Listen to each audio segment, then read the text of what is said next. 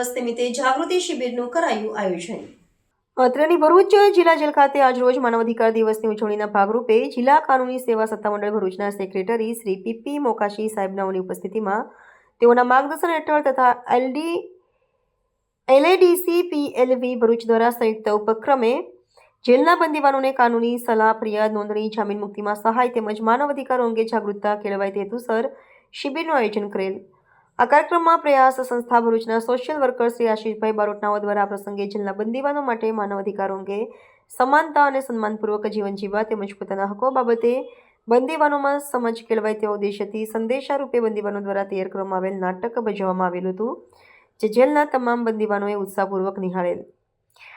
આ પ્રસંગે જેલ અધિક્ષક શ્રી એનપી રાઠોડનાઓ દ્વારા બંદીવાનો વતી આભાર વ્યક્ત કરી રિપોર્ટર રવિ સૈયદ, ભરૂચ।